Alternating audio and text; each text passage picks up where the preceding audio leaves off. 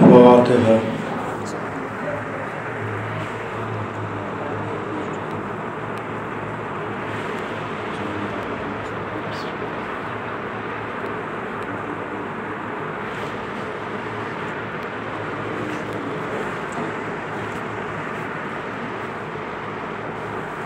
لا حول ولا قوة إلا بالله العلي العظيم۔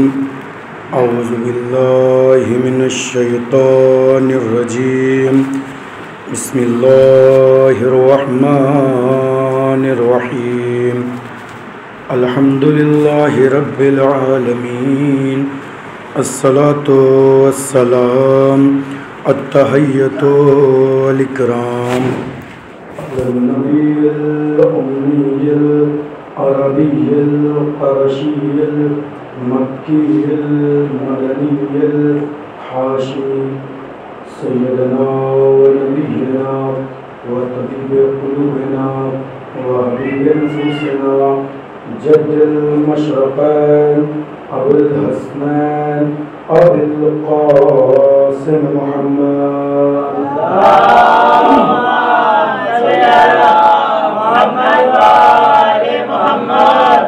وعلى أهل بيت الطيبين الطاهرين المظلومين المعصومين المنتخبين المنتجبين، ولعنة الله على أعدائهم أجمعين من يومنا هذا إلى قيام يوم الدين. أما بعد، فقد قال رسول الله صلى الله عليه وآله وسلم: ذكر علي عبادة، النظر إلى وجه علي بن أبي طالب عبادة، حب علي عبادة. صلوات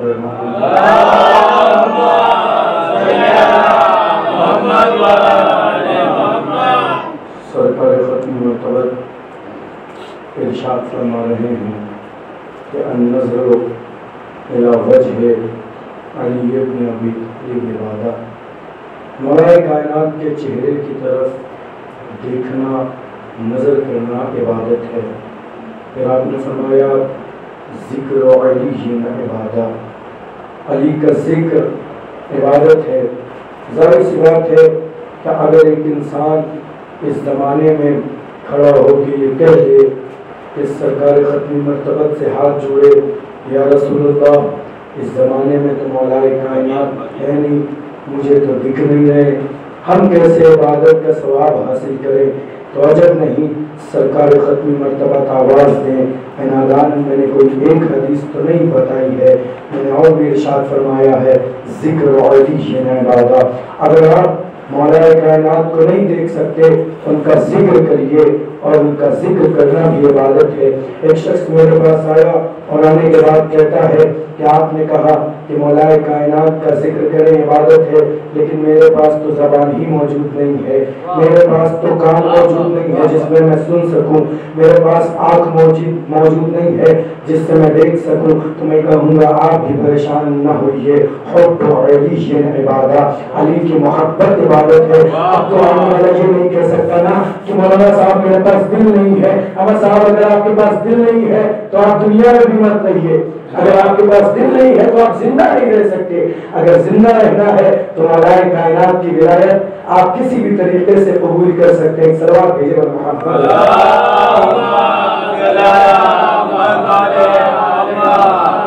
اب حضرت یقیناً جب بھی مولا کائنات کے فضائل سنتے ہیں تو نعرہ لگاتے ہیں۔ کیا نعرہ ہوتا ہے؟ نعرہ حیدری، یعنی مولا کائنات کا نام حیدر تھا۔ مولا کائنات کا نام حیدر پڑا کیسے؟ پہلے زمانے میں عرب کا قوانین کے حساب سے، عرب میں قانون یہ تھا کہ اگر کوئی بچہ وہاں پہ جس کی ولادت ہوتی تھی تو وہ مہمان گھروالی میں جب ہوتا تھا تو اس کے سامنے ایک بڑا سا اصدر سانپ لا کے رکھا جاتا تھا۔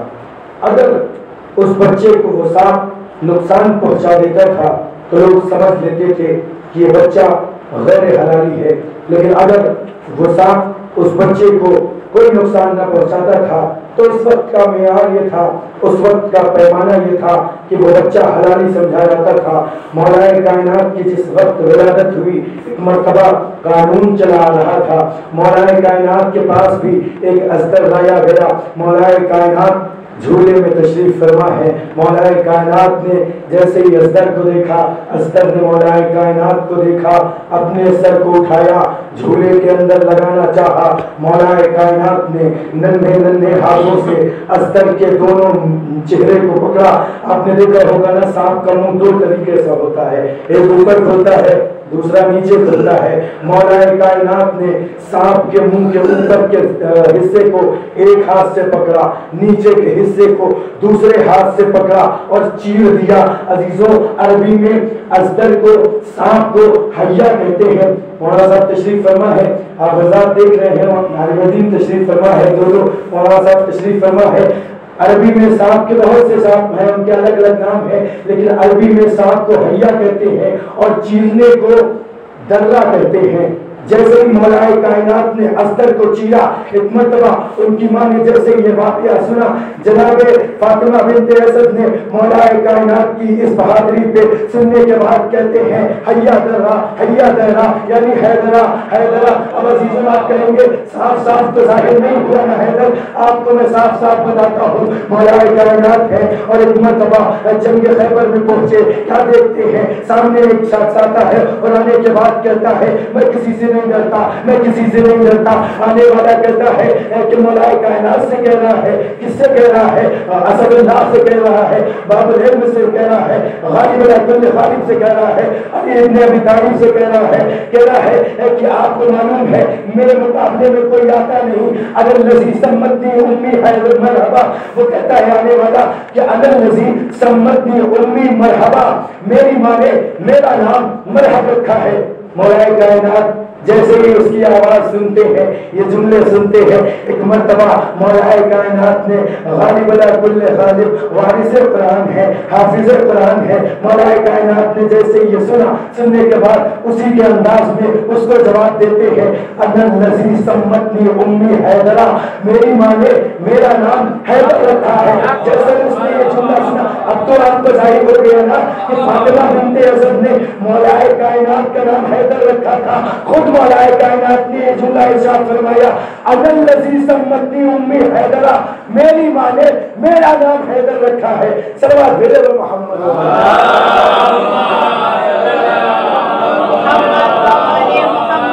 مولا کائنات کی جب ولادت ہوتی ہے خانہ کعبہ میں، تو آپ کو بخوبی معلوم ہے مولا کائنات نے 3 دن تک نہ کچھ کھایا، نہ کچھ پیا اور نہ کچھ بولے۔ ایک مرتبہ سرکار ختم مرتبہ کی آغوش میں جیسے ہی آئے، مولا کائنات نے آنکھوں کو کھولا، رسول خدا نے اپنی لسان مبارک کو مولا کائنات کے دہن مبارک میں عطا کی۔ مولا کائنات نے رسول خدا کی لسان مبارک کو جیسے ہی اپنے دہن مبارک میں لیا، اب ایک مرتبہ مولا کائنات گویا ہوئے، اور خدا کی قسم مولا کائنات اس کے بعد ایسا گویا ہوئے کہ تاریخ میں دوبارہ کوئی ایسا گویا بولنے والا نہ ملا۔ کیوں؟ مولا کائنات نے جیسے ہی بولنا چاہا تو سب سے پہلے سرکار ختم مرتبہ کے چہرے کی طرف نگاہ کی، نگاہ کر کے چھوٹے چھوٹے سے ننھے سے ہاتھوں کو اٹھا کے سلام کیا، اور سلام کرنے کے بعد کہتے ہیں یا رسول اللہ توریت سناؤ، یا رسول اللہ زبور سناؤ، یا رسول اللہ انجیل سناؤ، یا رسول اللہ قرآن سناؤ۔ اور مولا کائنات نے توریت بھی سنایا، زبور بھی سنایا، انجیل بھی سنایا اور قرآن کریم کی بھی تلاوت کی۔ مولا کائنات نے جیسے ہی تلاوتیں کرنا شروع کی، سرکار ختمی مرتبہ سنتے رہے سنتے رہے سنتے رہے۔ مولا کائنات نے توریت کی تلاوت کی، سرکار ختمی مرتبہ خاموش رہے۔ مولا کائنات نے زبور کی تلاوت کی، سرکار ختمی مرتبہ خاموش رہے۔ مولا کائنات نے انجیل کی تلاوت کی، سرکار ختمی مرتبہ خاموش رہے۔ لیکن جیسے ہی سرکار ختمی مرتبہ نے جیسے ہی دیکھا مولا کائنات نے تلاوت کی ایک مرتبہ قرآن کریم کی، بہت سے لوگ یہاں پہ کہتے ہیں کہ اس وقت تو قرآن نازل نہیں ہوا تھا، سرکار ختمی مرتبہ نے نہ اس سے پہلے کسی کو قرآن کریم سنایا آیا تھا ہم کیسے مان لیں؟ سرکار ختمی مرتبہ کو قرآن آیا تھا ہم عقل کے اندھو، تمہیں معلوم نہیں ہے سرکار ختمی مرتبہ کے قرآن کے پاس قرآن اس وقت پہنچ گیا تھا جس وقت سرکار ختمی مرتبہ کو پروردگار عالم نے اپنے نور کے ذریعے سے ایک نور کا مجسمہ بنایا تھا۔ اور یقیناً لوگ ایک شاعر نے بہت ہی بہترین انداز میں پیش کیا، اور مجھے چاروں شعر نہیں یاد آتے کبھی، بس دو شعر آخری والے یاد آتے ہیں کہ جو لوگ یہ کہتے ہیں سرکار ختمی مرتبہ نے ہمیں قرآن نہیں سنایا، تلاوت کر کے بھائی نہیں سنائی، کیوں سناتے؟ سرکار ختمی مرتبہ نے کیوں نہیں سنایا؟ قرآن بھلا کس کو سناتے بھی محمد، قرآن بھلا کس کو سناتے بھی محمد، قرآن کسی اور کو آتا ہی نہیں تھا۔ ابھی یہاں تو کوئی آ جائے اور انگلش پڑھنے والا، انگلش جاننے والا، اور آنے کے بعد وہ مائک پہ بولنا شروع کر دے تو آپ اس کا ایسے چہرہ دیکھتے رہیں گے، آپ اس کے نگاہوں میں نگاہیں ملاتے رہیں گے، وہ کتنے بھی فضائل بیان کر دے، وہ کچھ بھی تعریف کر کے چلا جائے، وہ کتنے بھی فضائل کیوں نہ بیان کر دے، کیوں؟ کیونکہ اگر انسان کوئی زبان کسی زبان کو کسی چیز کو جانتا نہیں ہے اس وقت تک اس کے بارے میں بولتا نہیں ہے۔ اگر کوئی شاعر آئے اور آنے کے بعد عربی میں کلام کرنا شروع کر دے تو ایک مرتبہ سننے والے سامعین جتنے بھی ہیں سنتے رہیں گے، دیکھتے رہیں گے، لیکن تعریف نہیں کریں گے۔ کیوں؟ کیونکہ اس کو سمجھ ہی نہیں آ رہا ہے تو تعریف کیا کریں گے؟ سرکار ختمی مرتبہ نے ہو سکتا ہے تلاوت کی ہو، لیکن جب کسی کو قرآن آتا ہو تبھی تو کہیں گے نا کہ تلاوت کی۔ اب جب مولا کائنات نے کی تو اعتراض شروع ہو گیا کہ مولا کائنات نے کیسے کر دی تلاوت، اس وقت تو قرآن نازل ہی نہیں ہوا تھا۔ سرکار ختمی مرتبہ، اور یقیناً شاعر کا بڑا رتبہ ہے، بڑا مرتبہ ہے، شاعر ایسے ہی نہیں شاعر ہوتے ہیں، شاعر اس جگہ پہ پہنچ کے اس چیز کو اپنے الفاظ میں سمجھ لیتے ہیں کہ جس جگہ پہ سورج کی دھوپ نہیں پہنچ پاتی، سورج کی گرمی نہیں پہنچ پاتی، اس وقت کا اس منظر کو شاعر اپنے شاعری میں کر کے مختلف انداز میں، یعنی بہت بڑے مضمون کو چھوٹے سے شعر میں عطا کر دینا اگر کسی کے بس کی بات ہوتی ہے تو وہ شاعر ہوتا ہے۔ صلوات بھیجو۔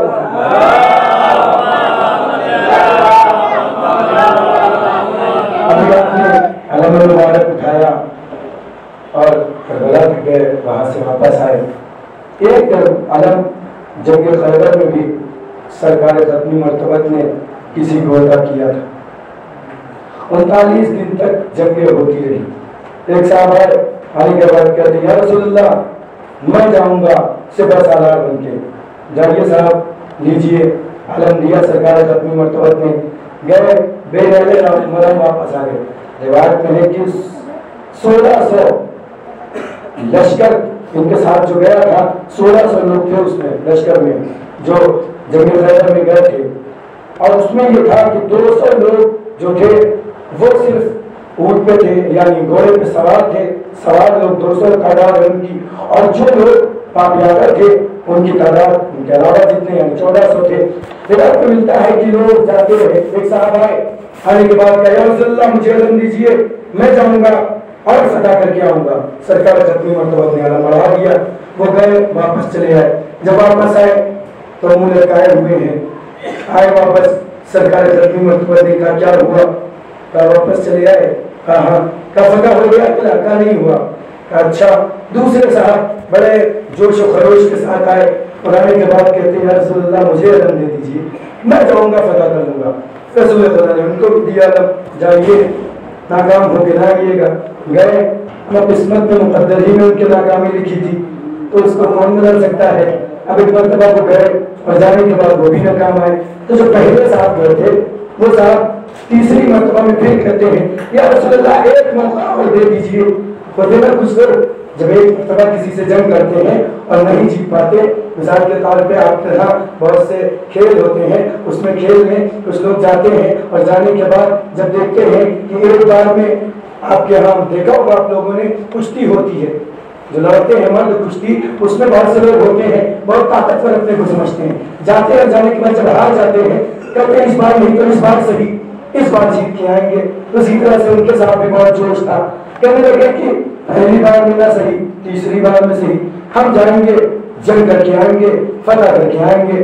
گئے، روایت میں 39 دن تک سرکار ختمی مرتبہ ماجرا دیکھتے رہے، جنگ دیکھتے رہے، لشکر وہی ہے، تعداد وہی ہے، نہ لوگ بڑھے نہ لوگ گھٹے، جاتے تھے۔ علم بردار جو ہوتا ہے وہ لشکر کا سپہ سالار جو ہوتا ہے وہ جو کرتا ہے وہی اس کے جتنے بھی لشکر والے وہی کرتے ہیں۔ ایک مرتبہ سرکار ختمی مرتبہ نے دیکھا تو دیکھنے کے بعد سرکار ختمی مرتبہ سمجھ ہے کہ اب یہ جنگ کوئی اور نہیں جیت سکتا، بلکہ وہی جیت سکتا ہے جو مرد ہو، جو کردار ہو، جو غیر فرار ہو، جسے سرکار ختمی مرتبہ کو دوست رکھتے ہوں، جو سرکار ختمی مرتبہ کو دوست رکھتا ہو، جسے اللہ دوست رکھتا ہو، جو اللہ کو دوست رکھتا ہو۔ ایک مرتبہ سرکار ختمی مرتبہ کی اعلان کر دیا کہ 39 دن گزر گئے، رات کا وقت ہے۔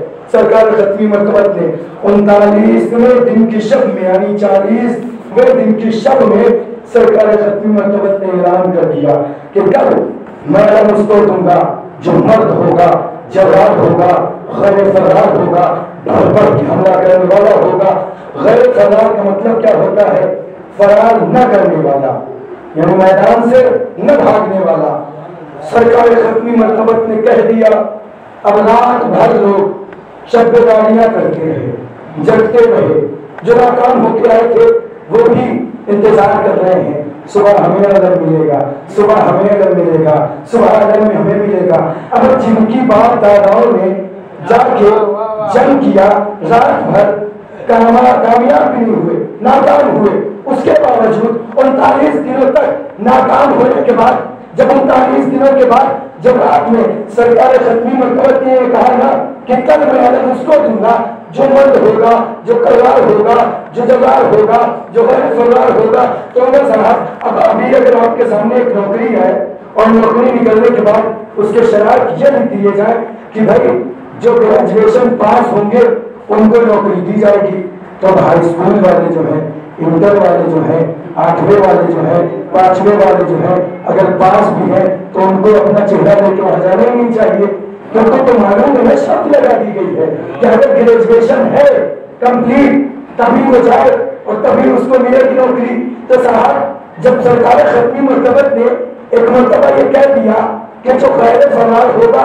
تو جو فرار تھا اس کو جانا ہی نہیں چاہیے، غیر فرار تھا ان کو انتظار ہی نہیں کرنا چاہیے، لیکن خدا کی قسم کیسے کیسے لوگ تھے ایک مرتبہ رات بھر علم کے لیے جاگتے رہے، اور جن کے پاس دادا نا رات بھر علم کے لیے جاگتے رہے ان کے بھی پاس پوتے اور پوتے یہ کہتے ہیں آج علم اٹھانا بتا ہے، آج علم اٹھانا بتا ہے، آج علم اٹھانا ہے۔ اما جن کے باپ داداؤں نے رات بھر ایک علم کے لیے شب بیداری کرتے رہے کہ ہمیں علم ملے گا، ہمیں علم ملے گا، وہی پوتے ان کے کہتے ہیں آج علم اٹھانا بتا ہے۔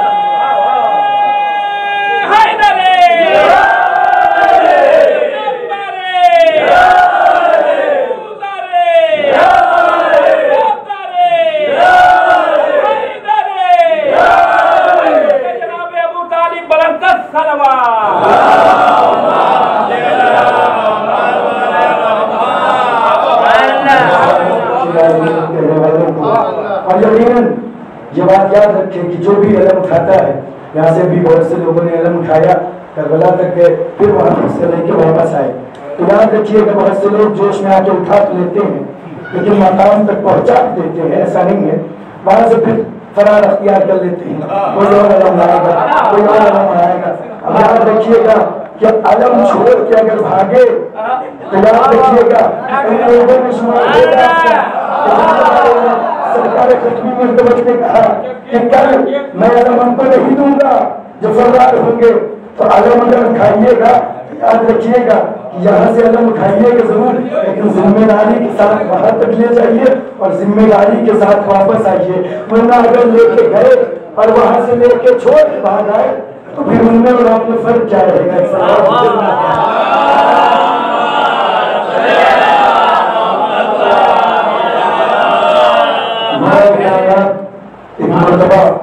صبح ہوئی جب نا تو اس وقت وہاں مولا کائنات نہیں تھے، رات بھر عبادت، رات بھر ریاضت، رات بھر دعائیں، رات بھر شب بیداری۔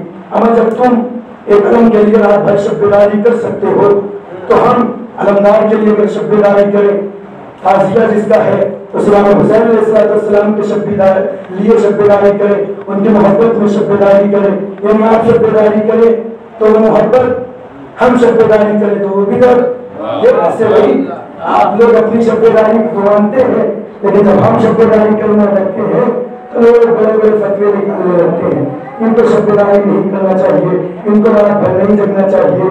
ہمارا تاریخ سے ناواقف افراد جائیں اور پہلے جا کے تاریخ کا مطالعہ کریں کہ ان کے باپ داداؤں نے شب بیداری کی ہے یا نہیں کی ہے۔ وہ الگ بات ہے کہ ان کی شب بیداری ان کے کچھ کام نہ آئی۔ پھر سرکار ختمی مرتبت نے ایک مرتبہ صبح ہوئی، رات بھر کے جاگے، سب کی آنکھوں میں نیند بھری ہوئی ہے، لیکن ایک جوش ہے، ایک جذبہ ہے، ایک پانے کی تمنا ہے کہ عالم شاید مل جائے، شاید مل جائے، شاید مل جائے۔ ایک مرتبہ سرکار ختمی مرتبت نے دیکھا کہ سب کھڑے ہوئے ہیں لائن میں، جو کامیاب تھے وہ تھے ہی نہیں، جو ناکام تھے وہ آگے کھڑے ہوئے تھے۔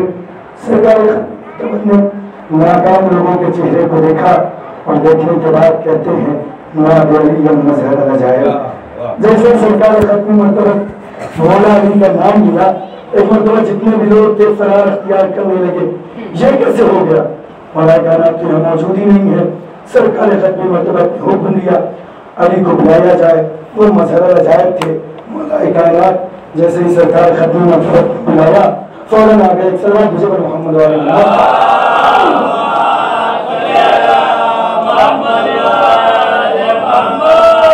دیکھیے آواز جہاں تک ساتھ دے گی انشاءاللہ پڑھتے رہیں گے، اور آپ جہاں تک سنتے رہیں گے انشاءاللہ پڑھتے رہیں گے۔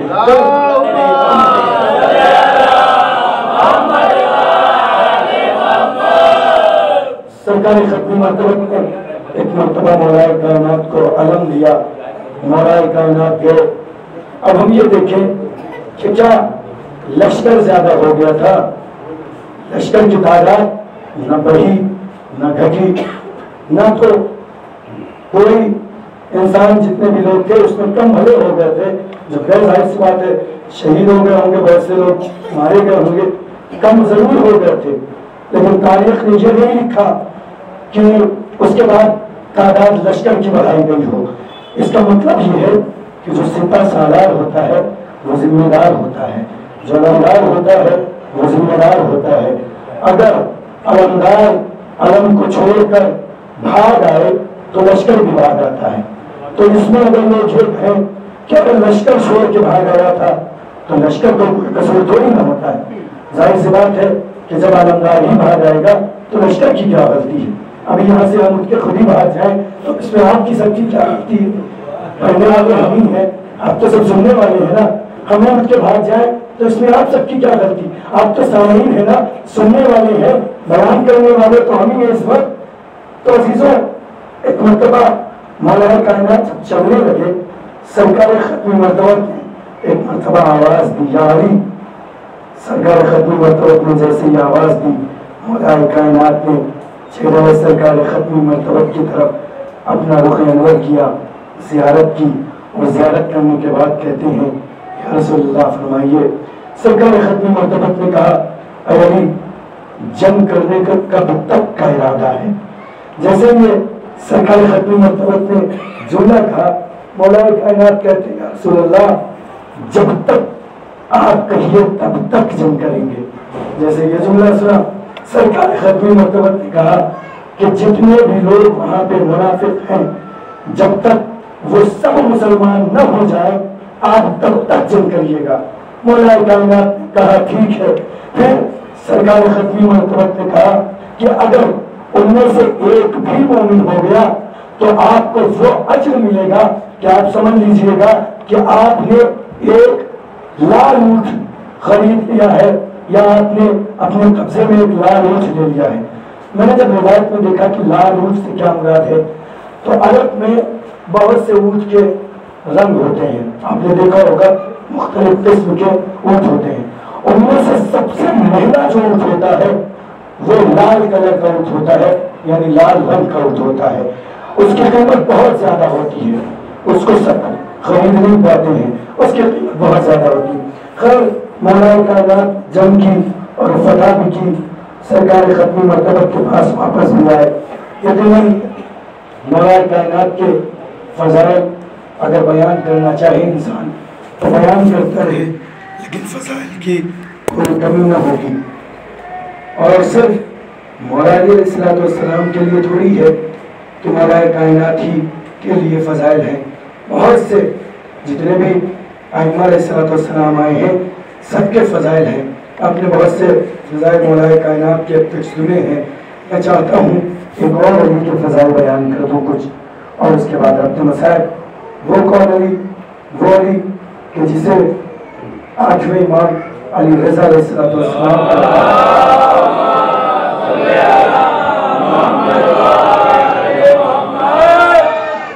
8ویں امام کا دور ہے۔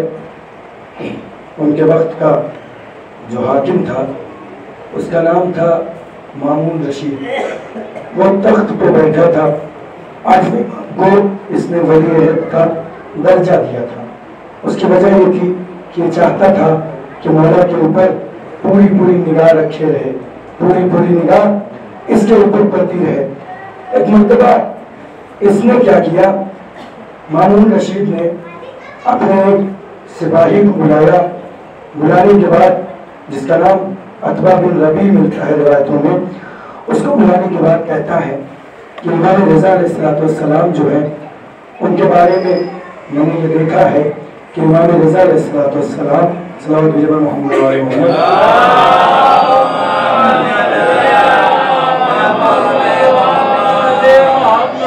امام رضا علیہ السلام کے پاس بہت شیعہ ہیں، ماننے والے ہیں، ان کے چاہنے والے ہیں۔ ایسا کرتے ہیں کہ مختلف ادیان کے، مختلف دینوں کے، مختلف مذہبوں کے بڑے علماء کو قریب بلایا جائے، اور بلانے کے بعد مناظرہ کرتے ہیں، بحث کرتے ہیں، مباحثہ کرتے ہیں، اور سب سے کہہ دینا کہ وہ اپنی پوری تیاری کے ساتھ آئیں گے۔ جیسے یہ جملہ لوگوں نے سنا، اس کے جو وزیر جس کا نام عتبہ بن ربیع ہے، وہ جب سنتا ہے تو سننے کے بعد کہتا ہے کہ کس طرح کے علماء ہوں اس میں۔ وہ کہتا ہے کہ اس میں ہر بڑے ملک جتنے بھی ہیں، حتیٰ کہ روایت میں ہے کہ مشہد میں اس وقت امام موجود تھے، ہندوستان سے بھی بڑے پنڈت گئے ہوئے تھے اس مناظرے میں، یہودیوں کے بڑے عالم آئے ہوئے تھے، عیسائیوں کے بڑے پادری آئے ہوئے تھے۔ اب روایتوں میں ملتا ہے کہ اس نے کہا کہ کانوں کان امام علی رضا علیہ السلام کو خبر نہ ہو کہ ہمیں مناظرہ کرنا ہے، ورنہ وہ بھی تیاری کر لیں گے۔ عزیزوں، میں ایک جملہ کہنا چاہوں گا کہ جو لوگ یہ کہتے ہیں کہ جب اس نے یہ جملہ کہا کہ امام رضا علیہ السلام بھی تیاری کر لیں گے، تو میں ان لوگوں سے ایک جملہ کہنا چاہوں گا کہ جن لوگوں نے یہ کہا کہ امام بھی کہیں تیاری نہ کر لیں، یعنی وہ بھی تیاری کرنا نہیں۔ دیکھیے، ہمارے اور آپ کے درمیان جو ذاکرے بڑے ذاکر آتے ہیں، ان کے لیے تو یہ مجبوری ہے کہ وہ تیاری کرتے ہیں، لیکن امام کے لیے تیاری کی ضرورت نہیں ہوتی ہے۔ اور جو انسان یہ کہے کہ ان کے امام نے تیاری کی، پھر وہ امام ہی کیسا؟ امام کے پاس خدا کی طرف سے علم ہوتا ہے، اللہ اس کو علم عطا کرتا ہے، وہ وارث قرآن ہوتے ہیں، وہ محافظ قرآن ہوتے ہیں، ان کے پاس علم اللہ کی طرف سے ہوتا ہے، ان کو ضرورت نہیں ہے علم عطا کرنے کی، علم حاصل کرنے کی۔ اب ایک مرتبہ بڑے علماء کو بلایا گیا، آئے بڑے عالم، جب دربار میں آ گئے، ایک مرتبہ مامون رشید کہتا ہے کہ امام کو تو ذرہ برابر خبر نہیں ہوئی کہ اگر وہ بھی نہ تیاری کی شروع کر دیں۔ لوگوں نے کہا نہیں، ان کو نہیں معلوم ہے۔ اس کا ایک جاسوس اس نے لگایا تھا کہ امام کے پاس جانا اور جا کے دیکھتے رہنا کہ امام آخر کرتے کیا ہیں۔ وہ گیا اور اس نے جا کے کیا دیکھا کہ جب بھی وہ جاتا تھا وہ دیکھتا کہ امام عبادتی میں مشغول رہتے تھے۔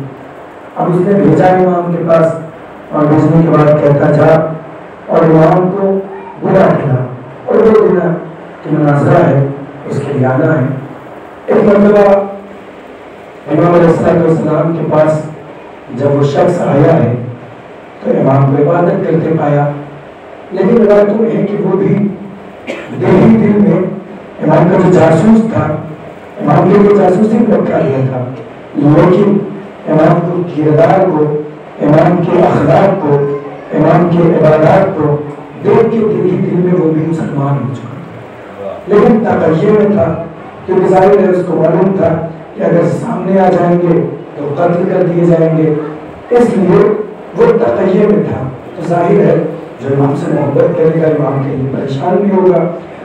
وہ مولا آنے کے بعد کہتا مولا آپ کو مامون رشید نے دربار میں بلایا ہے. تو کہا ٹھیک ہے چلتے ہیں. کہا مولا لیکن اس نے ایک شرط رکھی ہے. کیا شرط؟ کہا اس نے کہا ہے کہ مناظرہ ہوگا، اور مناظرے میں مولا بہت سے لوگ تیاری کر کے آئے ہیں، ادیان عالم کے تمام بڑے بڑے علماء آئے ہیں. جیسے امام نے جملہ سننے کے بعد امام کہتے ہیں کیا تجھے اپنے مولا کے علم پہ شک ہے؟ جیسے وہ جملہ سلطان مدرس کہتا ہے ہاتھوں میں جوڑ کے، نہیں مولا مجھے آپ کے علم پہ شک نہیں ہے، لیکن یہ جو مناظرہ کرنے والے آتے ہیں لوگ وہ بڑے گھما کے سوال کرتے ہیں. سوال کچھ ہوتا ہے، جواب اس کا کچھ بنتا ہے. مولا نے کہا کہ جا اور دربار میں جس وقت میرا مناظرہ شروع ہوگا اس وقت تم چہرہ مامون رشید کو دیکھنا کہ اس کے چہرے پہ کس طرح سے تعجب اور خوف نمایاں ہوگا. وہ کہتا ہے ٹھیک ہے مولا میں جاتا ہوں، خدا حافظ. اب یہ جب دربار میں آیا تو ایک مرتبہ مامون پوچھتا ہے کہ کیا دیکھا تم نے؟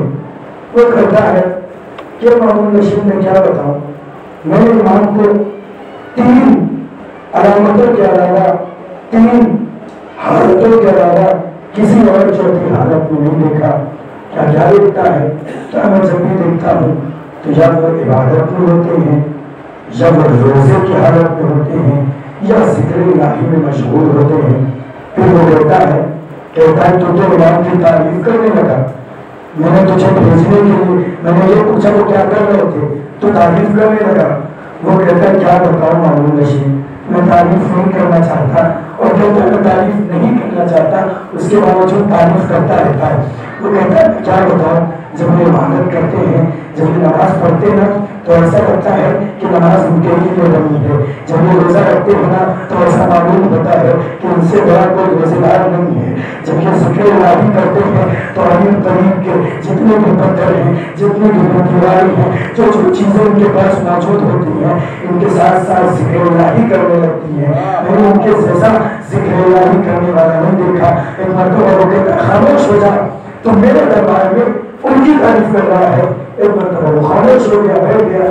اچھا جب بیٹھ گیا تو ایک مرتبہ مامون رشید جو کہ بہت جلن کرتا تھا امام سے، وہ ولی عہد کے درجے پہ تو فائز کر چکا تھا، لیکن امام کی بغض اور کینہ اپنے دل میں رکھتا تھا، امام کی محبت نہیں تھی اس کے دل میں. وہ کہتا ہے کہ درباریوں، اے سپاہیوں، اے ادیان عالم کے تمام بڑے بڑے علماء، آپ سب سنیں کہ جب امام آئے نا تو ان کی تعظیم میں آپ سب کھڑے نہ ہونا. اے سپاہیوں تم سب کرسی پہ بیٹھے رہنا، امام کی تعظیم میں نہ کھڑے ہونا. اور سپاہیوں اور درباریوں جب امام آئے نا تو دروازوں کو کھولنا نہیں، بند رہنے دینا، خود سے امام کھولیں گے. اور درباریوں جب امام آئے نا تو پردوں کو نہ ہٹانا، خود امام آگے پردوں کو ہٹائیں گے. لیکن عزیزوں قرآن کریم میں ایک بہت ہی بہترین آیت ہے جس کو پڑھوں گا تمہیں، لیکن آپ سب ترجمہ کریں گے کہ وَتُعِزُّ مَن تَشَاءُ وَتُذِلُّ مَن تَشَاءُ. ہم سب جانتے ہیں کہ اللہ ہے جسے چاہے عزت دے دے اور جسے چاہے ذلیل کر دے. اگر اللہ کسی کو عزت دینا چاہے تو اگر پوری کائنات مل جائے اور مل کے اسے ذلیل کرنا چاہے تو اللہ اس کو عزت دے دیتا ہے، کوئی ذلیل نہیں کر سکتا. لیکن اگر اللہ کسی کو ذلیل کرنا چاہے تو پوری دنیا مل کے اگر اس کو رضی اللہ بھی کرنے لگے نا تو اللہ کے سامنے اس سے کبھی راضی نہیں ہو سکتا. کیونکہ اللہ ہی ہے جو عزت دینے والا ہے، اللہ ہی ہے جو ذلت دینے والا ہے، ذلیل کرنے والا ہے. اب ایک مرتبہ جب اس نے تمام سپاہیوں کو بتا دیا کہ کوئی نہیں کھڑا ہوگا، بادشاہ تھا تخت پہ بیٹھا ہوا تھا، جیسے اس نے کہا ایک مرتبہ بس آخری منظر کو پیش کرنا ہے کہ جب امام دربار میں تشریف لائے ہیں تو منظر کیا تھا دربار کا۔ امام جب دربار میں تشریف لائے تو چلنے لگے۔ اب میں اسے اپنے انداز میں پیش کرنا چاہتا ہوں کہ امام جب چلنے لگے تو ایک مرتبہ ولایت کی قبائل ہی امامت کی عبادت چھانے پہ ڈالی، عصمت کا امامہ سر پہ رکھا، نارائن سے باقی تبلا کی تصویر لی، تبلا کا ڈنڈا لیا، نارائن سے باقی جب امام چلنے لگے نا تو منظر پتہ کیا تھا؟ ایسا معلوم ہوتا تھا زمین امام کے قدموں کا بوجھا دے رہی ہو، آسمان امام کے سر کا شامیانہ بن کے سایہ کر رہا ہو۔ امام جب چلنے لگے تو تیز تیز ہوائیں چلنے لگی۔ دربار میں جب امام پہنچے ہیں تو ایک مرتبہ اتنی تیز ہوا کا جھونکا ہوا کہ ایک مرتبہ خود سے دروازے کھلنے لگے، پردے آسمان میں اڑنے لگے، پردے امام کے سر پہ سایہ کرنے لگے۔ جتنے بھی درباری تھے نا ایک مرتبہ امام کے تعظیم میں اس طرح کھڑے ہو گئے، لگتا تھا معلوم ہوتا تھا، معلوم ہو رہا تھا کہ ان کی گریبان میں کسی نے ہاتھ پکڑ کے، ان کی گریبان میں کسی نے ہاتھ ڈال کے انہیں کھڑا کر دیا ہو۔ جیسے امام نے آئے نا تو موجود ہوئے۔ ایک مرتبہ دربار میں محمد رشید نے یہی کہا تھا نا کوئی کھڑا نہیں ہوگا، لیکن جیسے ہی امام کا وہ ہوت تھا کہ ایک مرتبہ تیز ہوا چلی، فوراً دروازہ کھلا۔ دروازہ کھلنے کے ساتھ امام کے سر پہ پردوں نے سایہ کیا، امام تشریف لائے۔ امام جیسے آنے لگے سارے درباری کھڑے ہو گئے، سارے علماء کھڑے ہو گئے۔ ایک مرتبہ محمود رشید جس نے یہ کہا تھا اور دربار میں کھڑے نہ ہونا، ایک مرتبہ روایت میں ہے وہ خود اپنے ممبر سے، اپنے تخت سے کھڑا ہو کے کہتا اے فرزند رسول آئیے یہ آپ ہی کی جگہ ہے۔ یہ کہہ رہا تھا اے درباریوں کھڑے نہ ہونا، اے درباریوں جب تک میں نہ کہوں امام سے بیٹھنے کو نہ کہنا، وہی کہہ رہا ہے اے فرزند رسول یہ آپ ہی کی جگہ ہے۔ امام نے جیسے یہ جملہ سنا وہ تخت پہ بیٹھا ہوا تھا، ایک مرتبہ امام نے عالمانہ جملہ کہا او ہارون رشید کہ تخت سے سر کی بو آتی ہے، ہم وارثان ممبر ہیں، ہم ممبر پہ بیٹھنا پسند کرتے ہیں، تخت پہ نہیں بیٹھیں گے۔ امام نے جیسے یہ جملہ کہا ایک مرتبہ وہ گھبرا گیا اور گھبرا کے بدغارت میں کہتا اے سپاہیوں کرو جلدی سے ممبر کا انتظام کرو۔ اب ایک مرتبہ وارثان ممبر، وارثان ساقی کوثر ایک مرتبہ ممبر پہ تشریف لائے، اور جب آتے ہیں تو آنے کے بعد ایک مرتبہ جب لوگوں نے امام کے چہرے کی طرف دیکھا تو جتنے بھی علماء آئے تھے نا ان سب کے چہروں پہ امام کا روپ طاری ہو گیا۔ ظاہر ہے کوئی بہت بڑا پڑھا لکھا انسان آتا ہے تو اس کی جو جلالت ہوتی ہے علم کا وہ سب کے منظر پہ چھا جاتا ہے مجھے پہ۔ جیسے یہاں پہ کوئی بہت بڑے آیت اللہ آ جائے تو ظاہر ہے پورا مجمع ایک دم خاموشی سے سنے گا کہ یہ کیا کیا بیان کرتے ہیں، کیونکہ ان کا ایک ایک لفظ ایک ایک زبان سے نکلا ہوا حرف موتی کے مانند ہوتا ہے، علم کی نہر ہوتا ہے۔ اور یہ وہ کہ جو علم پہ ہو اور ظاہر ہے وارثان علم جو ہو، وارثان جو قرآن ہو، محافظ قرآن ہو، تو اس کے علم کا کیا مرتبہ ہوگا جب اس کا جتنا زیادہ انسان کا علم ہوتا ہے اتنا زیادہ اس انسان کا مجمع پہ روب ہوتا ہے۔ اب ایک مرتبہ امام نے طاہرانہ نگاہ ڈالی، سبھی علماء کی طرف دیکھا، سب کے چہرے پہ خوف نمودار ہو۔ تو محمود رشید کہتا ہے کہتا مولا آپ سے مناظرہ کرنے کے لیے آئے، یہ نہیں کہتا ہے کہ مولا میں نے ان کو بلایا ہے، وہ کہتا ہے مولا یہ آپ سے مناظرہ کے لیے آئے ہیں، وہ سوال کرنے کے لیے آئے۔ امام نے کہا ٹھیک ہے سوال کرو۔ ایک مرتبہ جب امام نے دیکھا تو سب خاموش ہو گئے۔ ان میں سے ایک عیسائی پادری جو سب سے بڑا اپنے زمانے کا، اپنی قوم کا سب سے بڑا عالم تھا، وہ بولتا ہے مولا ہم سے بہت سے لوگ ہیں، کیوں نہ آپ ہی ایسا کریے، ہم سے سوال کریں گے بہت وقت لگ جائے گا، آپ ایسا کریے آپ ہی سوال کرنا شروع کر دیجئے۔ امام نے ایک مرتبہ اس کے چہرے کی طرف دیکھا اور دیکھنے کے بعد امام فرماتے ہیں کہ جب تم اگر سوال کر ہی رہا ہے تو چل میں تجھی سے شروع کرتا ہوں. امام نے جیسے کہ جملہ سنا ایک مرتبہ وہ سہم گیا اور کہتا مولا ہاں سوال کریے. امام کہتے ہیں یہ بتا کہ تم جناب عیسیٰ کو مانتا ہے؟ وہ کہتا بے شک. کیا مانتا ہے؟ کہ جناب عیسیٰ ابن اللہ ہے. کہ ابن اللہ مطلب اللہ کا بیٹا. کہا اچھا. امام نے کہا میں بھی جناب عیسیٰ کو مانتا ہوں. کہا آپ کیا مانتے؟ کہا میں نبی خدا مانتا ہوں. میں یہ مانتا ہوں کہ اللہ کے وہ نبی ہے، عبداللہ ہے، اللہ کے بندے ہیں. لیکن امام نے بہت بڑا جملہ کہہ دیا. بس اس کا سماعت فرمائیں. امام نے کہا جناب عیسیٰ کو میں عبداللہ مانتا ہوں اور میں یہ مانتا ہوں کہ وہ اللہ کے نبی ہیں، لیکن جناب عیسیٰ نماز روزے میں بہت چور تھے. اب جیسے ہی یہ جملہ انہوں نے سنا تو سننے کے بعد جیسے آپ لوگ دیکھنے لگے کہ کیا کہہ دیا مولانا صاحب نے، ایسے مولانا نے کہا، مولانا نے فرمایا کہ جناب عیسیٰ نماز روزے میں بڑے چور تھے. وہ گھبرا کے گھبراہٹ میں کھڑا ہو گیا اور کہتا مولا آپ کیسی بات کر رہے ہیں؟ وہ جناب عیسیٰ کہ جن کے بارے میں یہ ملتا ہے کہ انہوں نے کبھی دن میں اپنے لیے دسترخوان نہیں بچھایا اور رات میں کبھی اپنے لیے بستر نہیں بچھایا. مطلب اتنے روزے رکھتے تھے، ہمیشہ وہ روزے سے رہتے تھے، دن میں دسترخوان نہیں بچھایا، ہمیشہ رات بھر عبادت کرتے تھے، رات میں بستر نہیں لگا. اور آپ کہتے ہیں کہ وہ نماز روزے میں چور تھے. امام کہتے ہیں اچھا کہ بتاؤ کیا تم مانتے ہو کہ جناب عیسیٰ عبادت کرتے تھے؟ اب آپ دیکھیں کہ امام نے کس طرح سے اس کو گھمایا اور اسی کے دین میں اس کو بتایا کہ جناب عیسیٰ عبداللہ تھے، ابن اللہ نہیں تھے، اللہ کے بندے تھے، اللہ کے بیٹے نہیں تھے. ایک مرتبہ وہ کہتا ہے ہاں مولا وہ رات بھر عبادت کیا کرتے تھے، دن بھر روزہ رکھتے تھے، سال عمر انہوں نے نہیں کیا. ایک مرتبہ جناب عیسیٰ کہتے ہیں، جناب عیسیٰ کے بارے میں مولا فرماتے ہیں کہ یہ بتاؤ کہ تم مانتے ہو کہ جناب عیسیٰ عبادت کرتے تھے؟ وہ کہتا ہاں مولا میں یقین کرتا ہوں کہ جناب عیسیٰ عبادت کرتے تھے. ایک مرتبہ مولا فرماتے اچھا یہ بتاؤ عبادت کرنے والے کو کیا کہتے ہیں؟ وہ کہتا فوراً کہتا مولا عبادت شاید پہنچے نہیں، عبادت کرنے والے کو کیا کہتے ہیں؟ مولا فرماتے ہیں عبادت کرنے والے کو کیا کہتے ہیں؟ آپ بہت جانتے ہیں عبادت کرنے والے کو بندہ کہتے ہیں.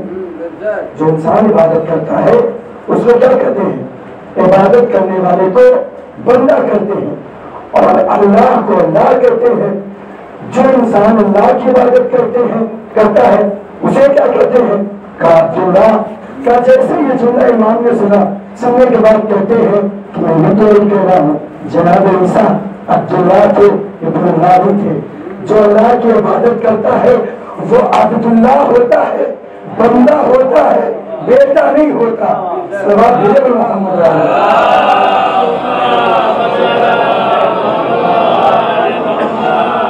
مولا. امام نے جیسے ہی یہ جملہ سنا اور سننے کے بعد پھر مولا کہتے ہیں یہ بتا تیرا کچھ سوال ہے؟ وہ کہتا نہیں مولا میرا کوئی سوال نہیں ہے. کیوں؟ کہ میری پوری دین کی بنیاد جو ہے جناب عیسیٰ پہ ہے. آپ نے یہی ثابت کر دیا کہ وہ عبداللہ ہے، ہم سب ان کو اللہ کا بیٹا جانتے ہیں. وہ فوراً ایک مرتبہ جتنے بھی عیسائی تھے سب نے کہا کہ یہ کیا معاملہ ہو گیا، یہ تو میرا سب سے بڑا عالم تھا اور یہ ہار گیا، جو مناظرہ ہار گیا. اب ایک مرتبہ مامون جہشیم کے چہرے سے ماتھے سے پسینہ جاری ہوا اور وہ دیکھنے لگتا ہے حیرت سے کہ میں نے تو ان کو اس لیے بلایا تھا معاذ اللہ کہ یہ جواب نہ دے پائے اور یہاں تو معاملہ ہی الٹا ہو گیا. یہاں پہ تو انہوں نے اس کے دین ہی سے اس کو پلٹا دیا. وہ کہتا ہے کہ صحیح بات ہے. اب اس کے بعد امام نے ایک مرتبہ یہودیوں کے سب سے بڑا عالم تھا یہودیوں کا، اس کی طرف نگاہ کی اور نگاہ کرنے کے بعد کہتے ہیں اور یہودیوں کے سب سے بڑے عالم تو یہ کہتا ہے نا کہ ہم जनाब मूसा को मानते हैं। कहा हम जनाब मूसा तक नबियों को मानते हैं। कल ये बताओ तुम जनाब ईसा को और उनके बाद वाले पैगंबर जो जनाब मूसा के बाद वाले पैगंबर हैं उनको और जनाब ईसा को और सरकार ख़त्म मरतबत को क्यों नहीं मानते? वो कहता है कि क्योंकि उनके लिए मेरी किताब में कोई बात मौजूद नहीं है। मैं जैसे मौला ने ये बात सुना, कहा तुम्हारी सबसे मोतबर किताब कौन सी है? वो कहता है मेरी सबसे मोतबर किताब तौरात है। अब जैसे इमाम ने ये सुना, सुनने के बाद इमाम कहते हैं अगर मैं तुम्हारी तौरात से, तुम्हारी मोतबर किताब से, तुम्हारी जो किताब आसमान से आई हुई नाजिल हुई किताब है, उससे अगर मैं जनाब ईसा के को साबित कर दूं और जनाब हजरत मोहम्मद मुस्तफ़ा को साबित कर दूं, तब क्या तू मानेगा? कहता बेशक मानूंगा, अगर मेरी किताब में है तो मैं क्यों नहीं मानूंगा। एक मरतबा मौला मुत्तक़ियान कहते हैं, मौला अली भी इनको कह सकते हैं क्योंकि अली इनका लक़ब है। मौला फरमाते हैं कि अच्छा ठीक है, तुम्हारी किताब में एक सूरा है, तौरात में सूरे हैं, उसमें भी कहा कि एक सूरा है।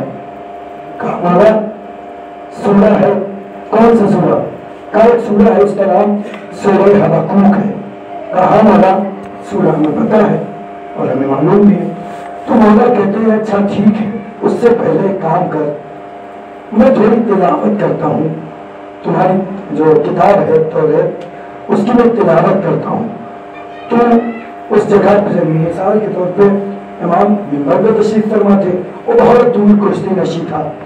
इमाम ने कहा तो अपनी किताब तौरात को खोल और खोलने के बाद दाहिने सफ़े से मैं पढ़ना शुरू करता हूँ और तू देख कि मेरी तिलावत कैसी है। इमाम ने कहा कि मेरी तिलावत कैसी है तू देख। इमाम ने कहा ठीक है।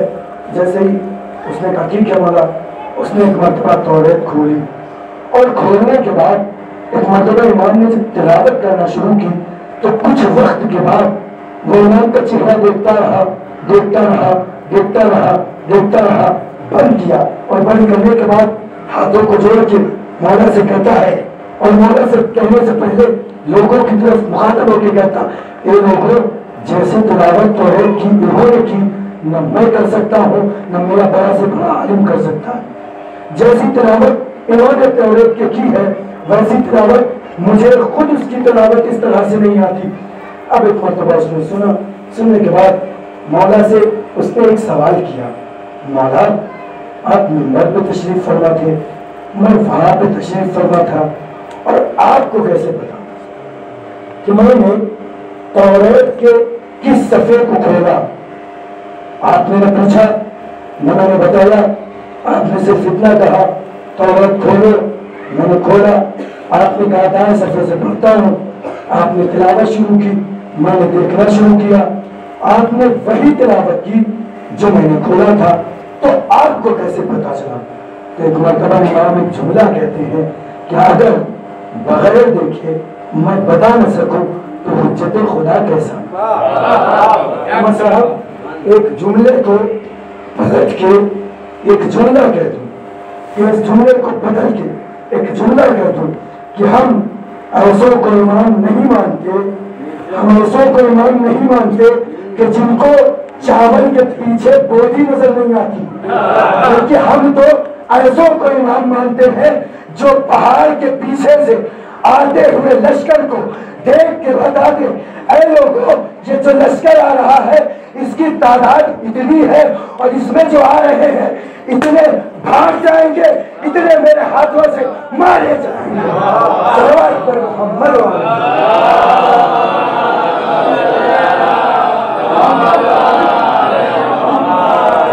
इमाम ने जैसे ये जुमला सुना, सुनने के बाद एक मरतबा इमाम फरमाते हैं कि ये बता कि अगर मैं तेरी किताब तौरात से साबित कर दूं तो तू मानेगा? वो कहता बेशक मौला मैं मानूंगा। तो एक मरतबा चूँकि तौरात इब्रानी ज़बान में है उसको ट्रांसलेट किया गया अरबी में, उसका तर्जमा और मफ़हूम जो है वो ये है कि एक मरतबा इमाम ने फरमाया उससे कि सूरह हबक्कूक जो है उसमें سورہ حبقوق کی 11 نمبر آیت سے لے کر آیت نمبر 19 تک کی میں تلاوت کرتا ہوں، تم سنو اور میں پوچھتا ہوں اسی میں سے سوال، تم بتاؤ۔ اس میں جو ابتدائی آیت تھی اس کا مفہوم یہ تھا کہ پروردگار عالم نے طور سینہ پہ تمہارے پیغمبر پہ وحی نازل کی۔ تو امام فرماتے ہیں کہ ذرا یہ بتا، سب سے بڑا پادری تھا، وہ کہتا ہے ذرا یہ بتا کہ جو سب سے صلوات بھیجے پر محمد علیہ محمد،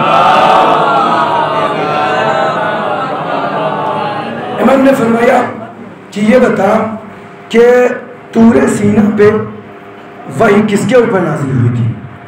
تو ظاہر سی بات ہے جناب موسیٰ کا ماننے والا تھا، بہت بڑا عالم تھا، وہ کہتا ہے مجھے معلوم ہے جناب موسیٰ کے اوپر۔ کہا اچھا جناب موسیٰ کے اوپر؟ وہ کہتا ہاں۔ اچھا یہ میں نے ایک خرابی یہاں کی دیکھی ہے کہ 12 محرم آتا ہے تو لائٹ میں جو ہے پریشانیاں شروع ہو جاتی، لیکن میں نے پچھلی بار بھی فرمایا تھا آپ لوگوں سے کہ پچھلی بار تو مجھے یاد ہے میں یہیں پہ تھا، پچھلی بار تو لائٹ بھی چلی گئی تھی، پسینے میں شرابور بور ہو کے آپ سب سن رہے تھے، میں سنا رہا تھا۔ تو یہ لائٹ، یہ پنکھا، یہ بجلی، یہ آئے یا جائے، یہ مائک چلے یا نہ چلے، آپ سنتے رہیے، میں سناتا رہوں گا، کیونکہ یہ ان کا بیان ہے کہ جن کے بیان کو نہ کسی موسم نے روکا، نہ کسی منظر نے روکا، نہ کسی لائٹ نے روکا۔ یہ عشق حسین، یہ امام حسین علیہ السلام کے فضائل اور مصائب، مولائے کائنات کے فضائل اور مصائب، یعنی 14 معصومین کے اور انبیاء علیہ السلام کے فضائل و مصائب نہ کسی موسم کے محتاج ہیں، نہ کسی لائٹ کے محتاج ہیں، نہ کسی پنکھے کے محتاج ہیں، نہ کسی مائک کے محتاج ہیں، اور نہ کسی ہم جیسے کمظرف ذاکر کے محتاج ہیں۔ ہم جیسے کمظرف ذاکر یہ نہ سمجھنے لگے منبر پہ آنے کے بعد کہ بس ہم ممبر پہ آ گئے تو ہم چاہیں گے جو چاہیں گے پڑھ دیں گے۔ اسی لیے میں ممبر پہ آنے کے بعد بہت ڈرتا ہوں۔ اس سے پہلے میں نے آپ کو ایک روایت سنائی تھی کہ سرکار ختمی مرتبہ چوتھے آسمان پہ جب پہنچے تھے نا تو انہوں نے کیا دیکھا؟ ایک ٹوٹا پھوٹا ممبر پڑا تھا۔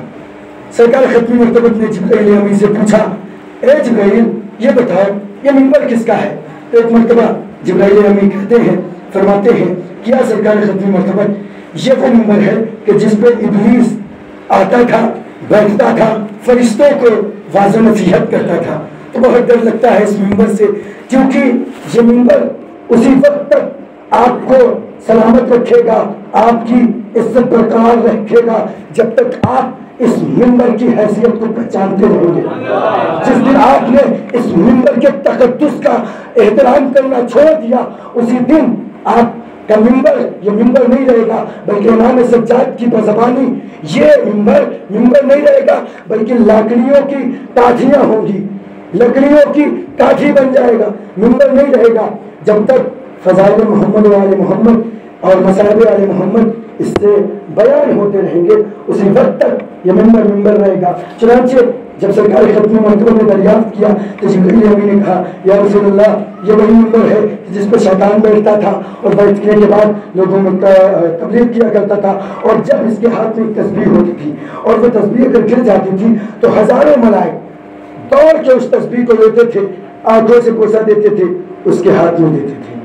شیطان مردود تو اس وقت شیطان بنا ہے جب اس نے پروردگار عالم کے سامنے جو حکم دیا تھا پروردگار نے جناب آدم کو سجدہ کرنے کا، سجدہ نہیں کیا، تب سے وہ مردود بارگاہ رب العزت ہوا ہے۔ میں اس سے پہلے وہ بہت بلند مقام پہ تھا، تو اسی لیے چاہے جتنا بلند مقام مل جائے، چاہے جتنا بڑا ممبر مل جائے، ہم لوگوں کو بہت ڈر لگتا ہے، خاص کر ہم جیسے چھوٹے بھیا مولویوں کو بہت ہی ڈر لگتا ہے کہ کب میری زبان سے کون سا ایسا الفاظ نکل جائے کہ جس سے گستاخی ہو جائے۔ اسی لیے میں کبھی کبھی ممبر سے نہیں بھی تو جا کے امام بارگاہ میں شہزادی سے معافی مانگ لیتا ہوں، کیونکہ کم علم ہے ہمارے پاس، اتنا علم نہیں ہے۔ اگر کبھی کوئی گستاخی ہو جائے تو شہزادی سے معافی مانگ لیتے ہیں، اور یقیناً شہزادی معاف بھی کر دیتی ہیں، کیونکہ ہمارے پاس اتنا علم نہیں ہے۔ چنانچہ ایک مرتبہ مولا علیہ السلام نے سوال کیا کہ یہ بتاؤ کہ تمہاری آیت میں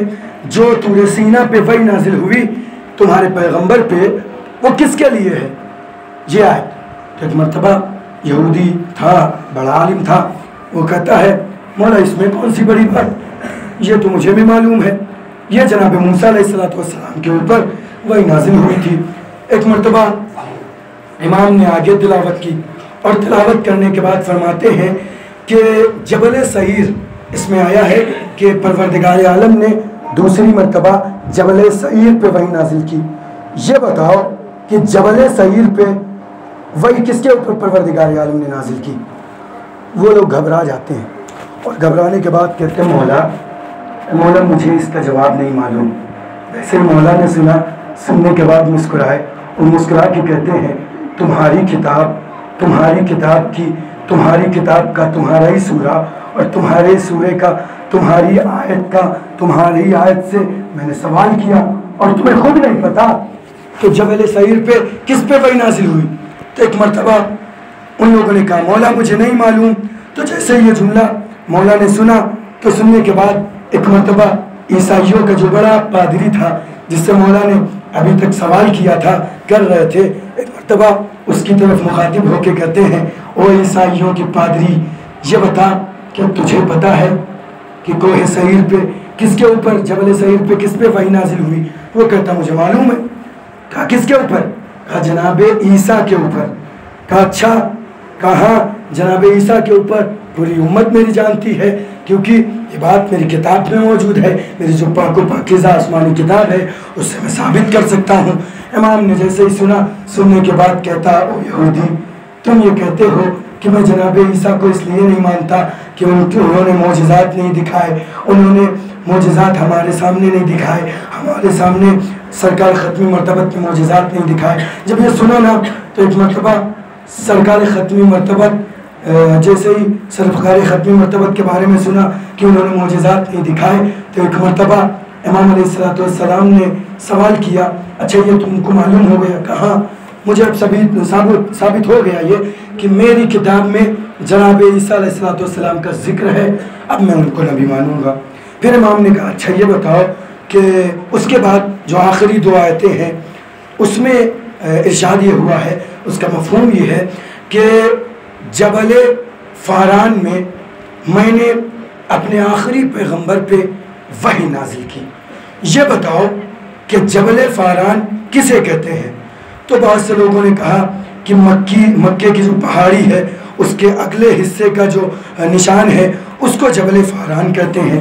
جیسے ہی امام نے یہ جملہ سنا، سننے کے بعد انہی یہودیوں سے فرمایا او یہودیوں یہ بتاؤ کہ جبل فاران میں وہی جبل کہ جس کے بارے میں تم لوگ یہ کہتے ہو کہ مکے کی اگلی وادی کو جبل فاران کہتے ہیں، اسی میں ایک غار ہے جس کو غار ہرا کہتے ہیں۔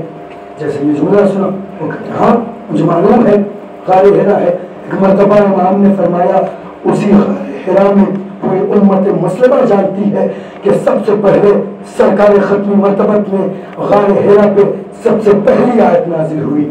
امام نے جیسے یہ جملہ ارشاد فرمایا، ایک مرتبہ وہ یہودی کہتا ہے اے مولا میں نے مان لیا کہ جناب عیسیٰ بھی احترام کے لائق ہیں، جناب محمد مصطفیٰ بھی احترام کے لائق ہیں۔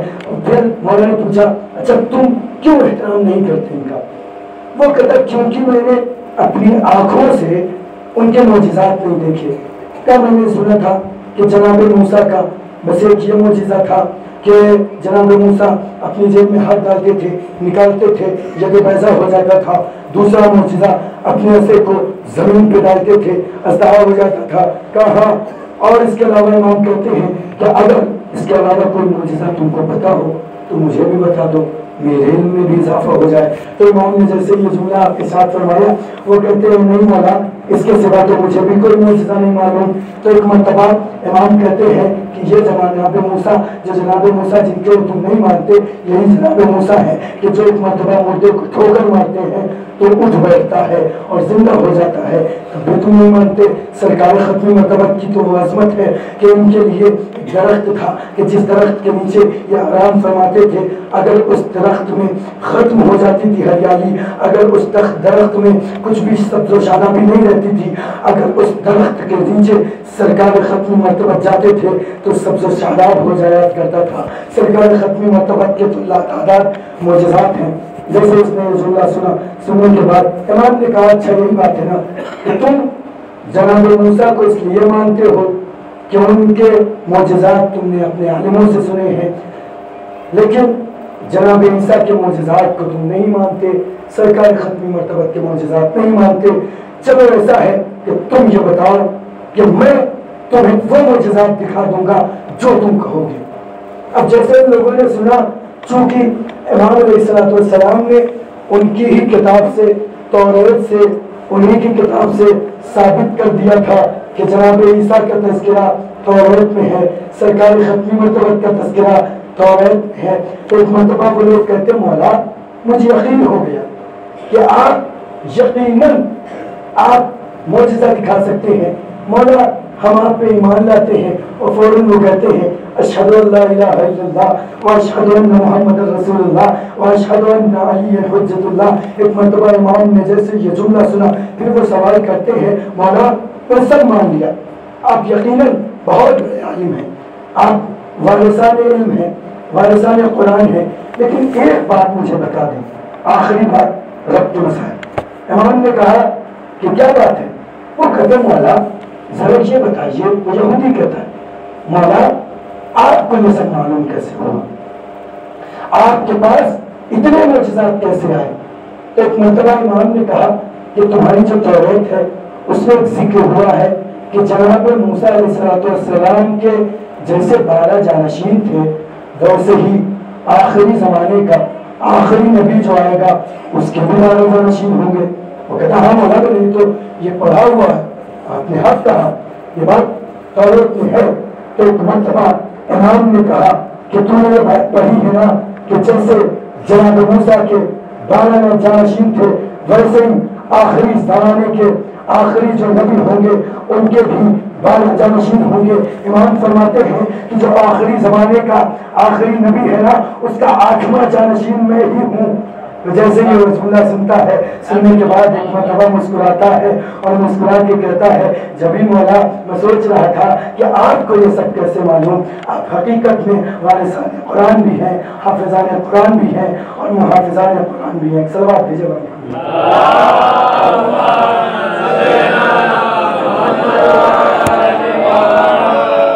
وقت بہت زیادہ ہو گیا اور یقیناً آج محرم کی 12 تاریخ آ گئی.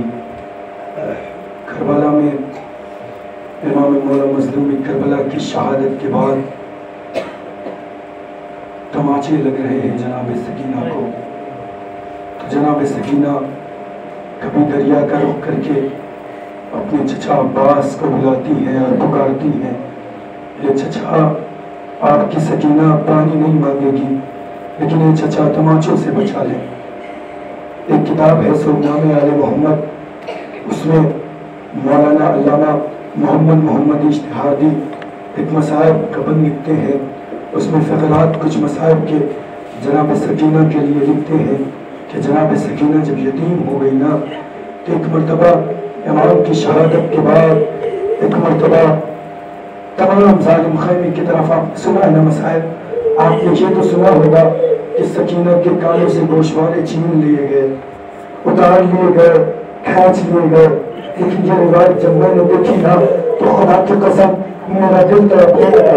ہائے بھی آپ نے کیسے یہ مصائب بیان کیے ہوں گے، کیسے آپ نے یہ مصائب برداشت کیے ہوں گے. سونامے آل محمد نے صاحب اشتہاردی ارشاد فرماتے ہیں، علامہ اشتہاردی لکھتے ہیں کہ ایک مرتبہ جب امام کی شہادت گزر گئی تو تمام ظالم ایک مرتبہ خیموں کی طرف لوٹ مار کرنے کے لیے آنے لگے. تو ایک مرتبہ حمید ابن مسلم کہتا ہے میں نے دیکھا کہ ایک گھوڑ سوار جس کے ہاتھوں میں नेज़ा था एक छोटी सी बच्ची की तरफ बढ़ता चला जा रहा है। सकीना की एक मर्तबा वो सवाल करता है, ए बच्ची जरा मेरे करीब आना, मुझे ये बता तेरा नाम क्या है। जैसे मैं जुमला सुना ना, एक मर्तबा सकीना कहती है सकीना बिन्त हुसैन, मैं अपने मजलूम बाबा हुसैन की बेटी हूँ, मैं यतीम बच्ची हूँ। एक मर्तबा वो कहता है कि मैं तुम्हारे कानों में जो गोशवारे है वो यतीम की लगते हैं, जरा मुझे अदा कर दो। जनाब सकीना रह गई। एक मर्तबा उसके हाथ में नेज़ा था, रिवायत में मिलता है जनाब सकीना उससे बचने के लिए भागना शुरू करती है। रिवायत के फिक्रे हैं जनाब सकीना आगे आगे और वो लगी पीछे पीछे जनाब सकीना का पीछा करता है। एक रिवायत में मिला कि जनाब सकीना के करीब पहुंच के उसने एक तमाचा जनाब सकीना के साल मुबारक पे अता किया। जनाब सकीना ज़मीन करबला पे गिरी, बेहोश हो जाती है। होश आया ना तो एक मर्तबा क्या देखा, वही नहीं है, बैठा हुआ है। एक मर्तबा वो कहता है नहीं ए सकीना मुझे ये गोशवारे दे दो। सकीना कहती है नहीं मैं गोशवारे नहीं दे सकती, मेरे पापा ने बड़ी इबादत से, बड़ी हिफाजत से, बड़े इत्मीनान से, बड़ी मोहब्बत से मुझे मेरे कानों में दिलाए थे। जनाब सकीना ने जैसे बयान सुना ना तो एक मर्तबा जनाब सकीना कहती है कि आने वाले शख्स से मेरे पापा ने बड़ी मोहब्बत से मेरे कान में गोशवारे पिलाए थे। रिवायत का असली फकरा तो यहाँ से मैंने देखा जिसको पढ़ने के बाद कयामत आ गई। एक मर्तबा रिवायत में है जनाब सकीना के बालों में उसने अपनी अंगूठे को फंसाया, उंगलियों को फंसाया, खंजर को निकाला, गोशवारे को पकड़ा। पकड़ने के बाद एक मर्तबा उस खंजर से जनाब सकीना के कान को रेतना शुरू किया। जनाब सकीना तड़प के कहती हाय बाबा आपकी सकीना पे बड़ा जुल्म हो रहा है। अशरफुल ज़रा खुदा कोई जो खंजर से वाए हमें मजलूम करबला के आज़ादाराना मजलूम करबला। एक रिवायत में मिलता है साहिब राज़ुल कुद्स अपनी किताब में फरमाते हैं, एक रिवायत है तो रिवायतें पढ़ूंगा खत्म कर दूंगा। अजीज़ो जनान की शहादत गुजर गई ना तो एक रिवायत में मिलता है एक शख्स आगे बढ़ा, शाम का वक्त था, शाम गरीबा का वक्त था, वो आगे बढ़ा और बढ़ने के बाद चाहता है इमाम के हाथ में एक अंगूठी थी, वो देखता है ना सोचता है इमाम के हाथ से वो अंगूठी ले ले। एक मर्तबा रिवायत में है वो गया, किस तरह से अंगूठी किस तकलीफ से निकाली मैं इसे बाद में बयान करूंगा। जिस वक्त उसने अंगूठी निकाली हो तो उस वक्त अंगूठी निकालने के बाद उसने देखा आसमान से नूर की एक सवारी उतरी चली आ रही है। जैसे ये मंजर देखा एक मर्तबा देखने के बाद दौड़ के गया झाड़ी में बैठ गया और बैठने के बाद मंजर देखने लगा। इसने क्या देखा, नूर की पहली एक सवारी उतरी, उसमें से एक बुजुर्ग नूरानी शख्सियत आके इमाम के दाएं जानिब कटी हुई गर्दन कटे हुए गले के पास खड़े होके बयान करते हैं हाय मेरा नवासा हुसैन। एक मर्तबा मैंने देखा दूसरा नूर उसमें से निकला, इमाम की दाईं जानिब खड़ा हुआ, कहता हाय मेरा लाल हुसैन। मैंने देखा उसी नूर की सवारी से एक तीसरा नूर आया, इमाम के बाएं हाथ की तरफ खड़ा हुआ, कहता हाय मेरा भाई हुसैन।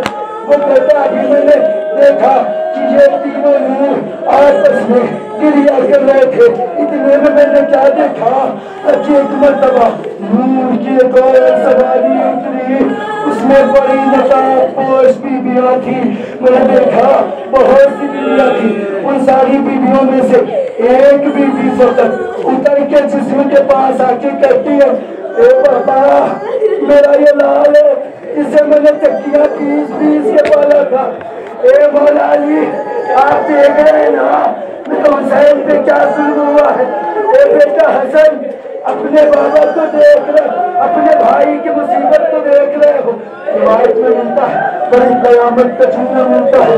एक मर्तबा इमाम के हाथ उठे, माँ मैं आपका प्यासा बच्चा हूँ, माँ मैं आपका यतीम बच्चा हूँ, माँ मैं आपका बेगोर कफन लाशा बच्चा हूँ, माँ मैं आपका पामाल शुदा बच्चा हूँ, माँ मुझ पे बहुत जुल्म हुए, माँ मैं सारे जुल्म नहीं बयान करता, बस एक जुल्म एक मर्तबा वो शख्स جو امام کے ہاتھ سے انگوٹھی لے کے گیا نا، وہ گیا دربار جھاڑیوں میں بیٹھ کے سارا منظر دیکھ رہا تھا۔ ایک مرتبہ روایت میں ملتا ہے کہ ایک مرتبہ امام کا ایک ہاتھ اس جھاڑی کی طرف گیا جس طرف وہ شخص بیٹھا تھا۔ امام نے ہاتھوں کے انگلی کے اشارے سے کٹی ہوئی گردن سے آواز دے کے فرمایا، اما وہ جو بیٹھا ہے نشیب جھاڑیوں میں، وہ جو ملعون جھاڑیوں میں بیٹھا ہے، اس نے آج کے بیٹے کو بڑی اذیت دی ہے۔ تو جیسے ہی امام نے جملہ فرمایا، امام کہتے ہیں ماں آپ کے بیٹے کے ہاتھ میں ایک انگوٹھی تھی، یہ نہیں میرے قریب آیا، اس کے ہاتھ میں کوئی نیزہ نہیں تھا، اس نے ایک مرتبہ 2 پتھر کربلا کی زمین سے اٹھائے۔ ہائے اماں بڑے تیرے پتھر تھے، ایک پتھر پہ اس نے میری ایک انگلی رکھی، دوسرے پتھر سے وار کیا۔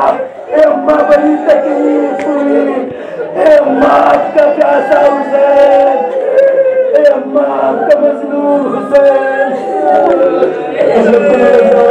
کوئی مظلوم کربلا کے مولا رہے جو اگلے برس ہم ہے اور یہ غم پھر ہے، اے مولا رہے جو اگلے برس ہم ہے اور یہ غم پھر ہے، جو چل بسے تو یہ اپنا سلام آخر ہے۔ نہ جانے کتنے لوگ اس طریقے کی یہاں پر موجود تھے پچھلے سال، اس سال فرش رضا سے محروم ہو گئے۔ اے مولا ہم سب کی عزاداری کو قبول کریے گا۔ اے مولا میں نے یہی سنا پروردگارا کہ جس وقت کوئی مومن اپنی آنکھوں سے اشک بہا رہا ہو، اس وقت اگر کوئی گریا کرتا ہے، اے مولا اس کی آواز سنتے ہیں۔ اے آقا اے پروردگار تو اس وقت ضرور آواز سنتا نا کہ اگر کوئی مومن گریا بھی کرتا رہے تجھ سے دعا بھی کرتے رہے۔ اے اللہ تجھ سے ایک یہی دعا ہے، میری شہزادی کے روزے کی تعمیر کرنا۔ اے عزاداروں یہ دعا ضرور کیا کرو جب آنکھوں سے اشک جاری ہوا کرے۔ ہمارے ماں بہنیں بھی گریا کر رہی ہیں، ہمارے بھائی بھی گریا کر رہے ہیں، بزرگ بھی گریا کر رہے ہیں۔ معلوم ہے بچوں کا کیا انجام ہوتا ہے جب بچے اپنی ماں کو مجلس میں جاتے ہیں، دیکھتے ہیں وہاں پر جب ماں آتی ہے نا گھر پہ تو کیا کرتے ہیں معلوم ہے؟ ایک جملہ ضرور پوچھتے ہیں، کوئی بھی بچہ ہو، میں ہوں آپ ہو کوئی بھی ہو، جب آپ کی ماں مجلس سے واپس آتی ہے ایک سوال ضرور کرتی ہے، کرتے ہیں اماں کہاں گئی تھی؟ ایک مرتبہ آپ کی ماں کہتی بیٹا حسین کی مجلس میں گئی تھی، اے میرے لال مظلوم کربلا کی مجلس میں گئی تھی۔ اے عزیز و یقین ہے آپ کو کہ یہاں پہ علی کی بیٹی بھی آتی ہے، رسول کی بیٹی فاطمہ بھی آتی ہے، حسین کی بیٹی سکینہ بھی آتی ہے۔ آپ عزاداروں کو جب سکینہ روتا ہوا دیکھتی ہے نا تو اپنی دادی سے پوچھتی اے دادی جان یہ کون لوگ ہیں جو میرے پاپا پہ آ رہے ہیں؟ ایک مرتبہ بی بی کہتی ہے میری لال سکینہ یہ تیرے پاپا کیا عزادار ہے؟ سکینہ مظلومیت سے کہتی ہے اے بی بی اے دادی کاش یہ عزادار کربلا میں ہوتے تو ہم پہ سارے ظلم ہوتے، لیکن ایک ظلم نہ ہوتا۔ اے بچی وہ کون سا ظلم؟ سکینہ کہتی ہے ہماری ندائیں نہ چھینی جاتی، ہمارے تماچے نہ لگائے جاتے۔ اور جب آپ کے گھر کے بچے پوچھتے ہیں نا تمہاری یہی جواب دیتی ہے نا کہ ہاں بیٹا میں حسین کی مجلس میں گئی تھی، تو بچے پتہ کیا سوال کرتے اللہ کیا حسین کی مجلس سے کچھ تبرک لائی ہو؟ ایک مرتبہ ماں کہتی ہاں میرے لال میرے تبرک اسی طرح سے جب میری بیوی آتی ہے مجلس میں آنے کے بعد واپس جاتی ہے تو مولا مظلوم کربلا بھی ایک سوال کرتے اماں کہاں گئی تھی؟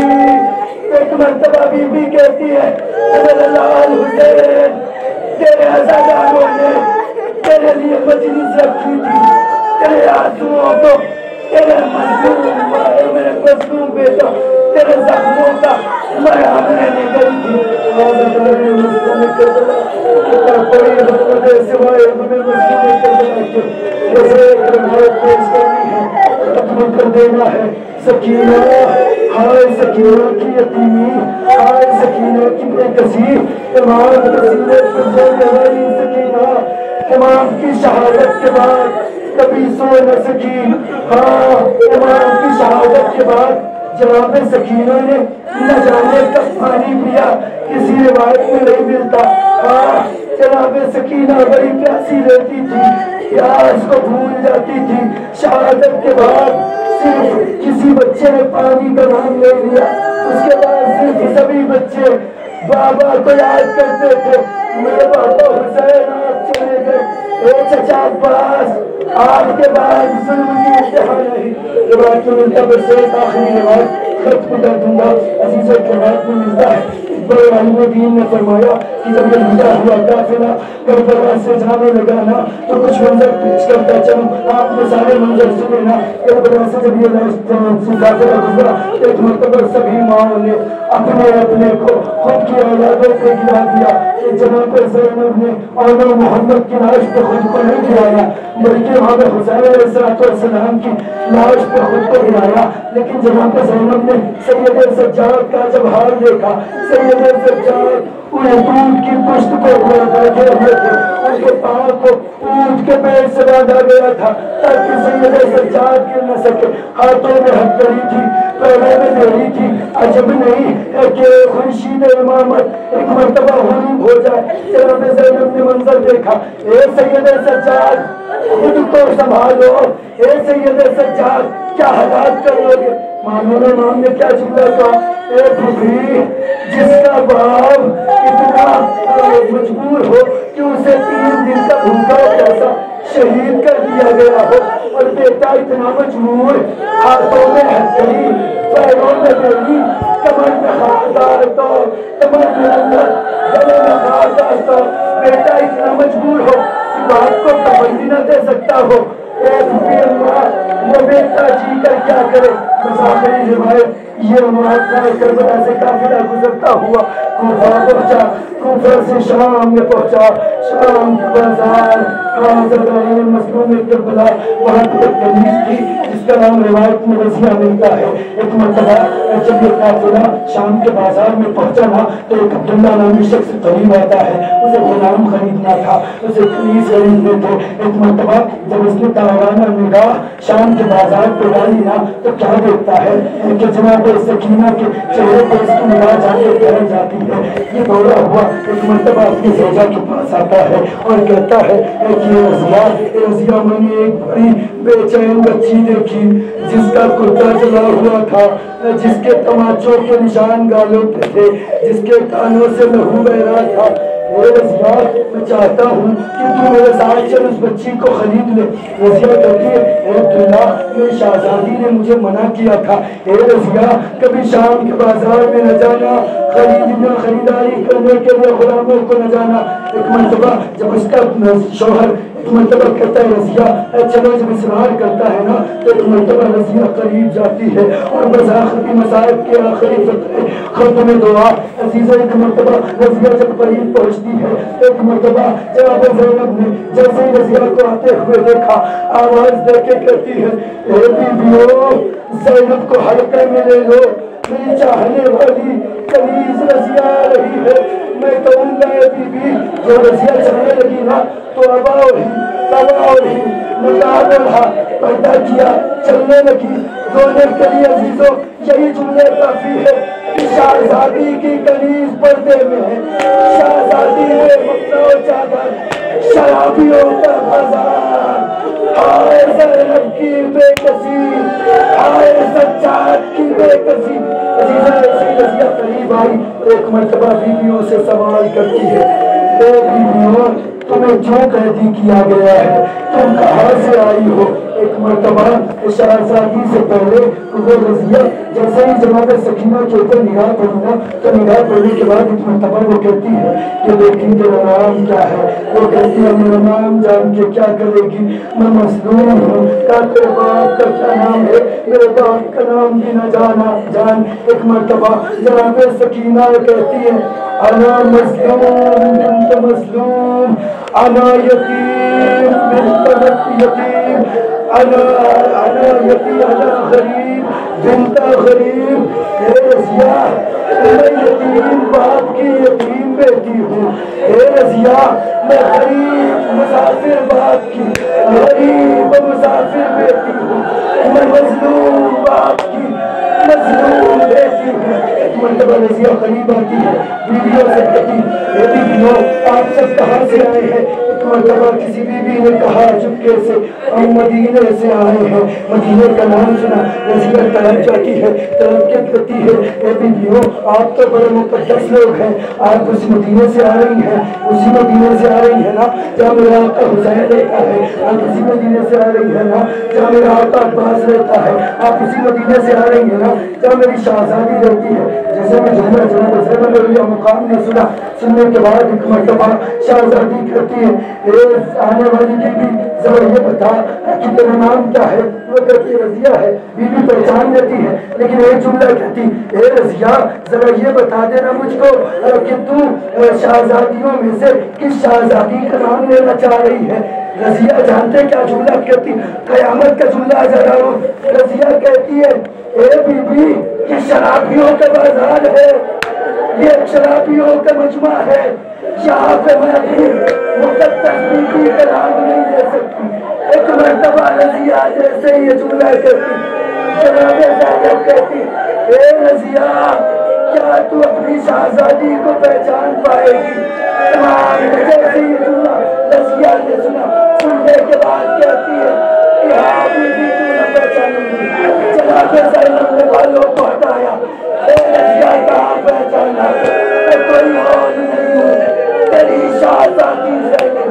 रज़िया ने जैसे ये जुमला सुना, सर सीना पीटा, नकाब उठाया, ए बीबी क्या जुल्म आ गया खानदान में इस वजह रसालत से?